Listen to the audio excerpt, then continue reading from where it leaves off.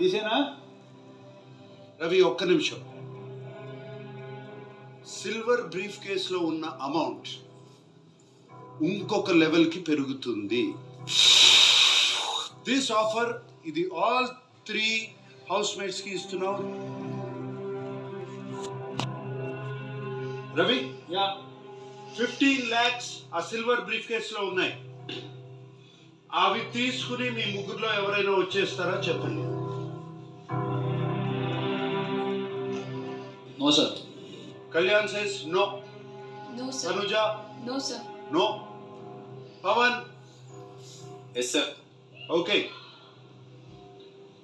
Ravi? Yeah. And I want to confess ఒకటి sir.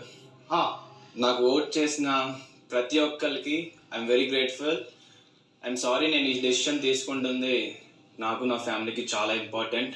And result ఏంటి అన్నది నాకు తెలీదు. ఐ నో మీ లవ్ నాకు ఎప్పుడూ ఉంటుందని. I'm very sorry. అండ్ ఎక్కడో నేను నా ఫుల్ ఫ్లెజ్డ్గా ఎక్కడో కొంచెం నేను చూపించుకోలేదేమో అన్న చిన్న డౌట్, మేబీ రాంగ్గా వెళ్ళిందేమో అని. అందుకే నేను ఈ డిసిషన్ తీసుకుంటున్నాను. రవి, యా. నీ దగ్గర ఉన్న సిల్వర్ బ్రీఫ్ కేస్ పవన్ కి హ్యాండ్ ఓవర్ చేసి దాన్ని తీసుకొచ్చి నీ పక్కన నుంచో పెట్టుకో. పట్టుకో.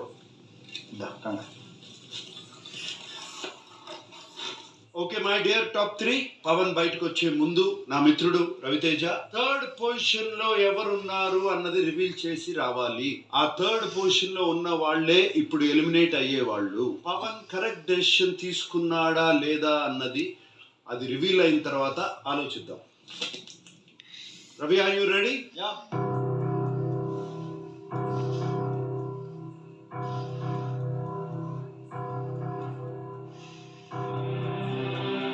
Three, 2, 1. Open the briefcase, Ravi.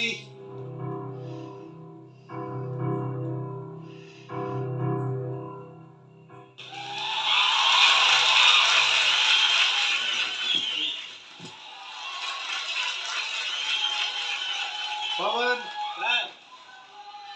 Right decision. Pawan అదృష్టం అన్నిసార్లు తలుపు తట్టదు. Yes sir. ఈసారి అదృష్టం సిల్వర్ బ్రీఫ్ కేస్ రూపంలో నిన్ను రవితేజ చేతుల మీదుగా నిన్ను వెతుక్కుంటూ వచ్చింది. Yes sir.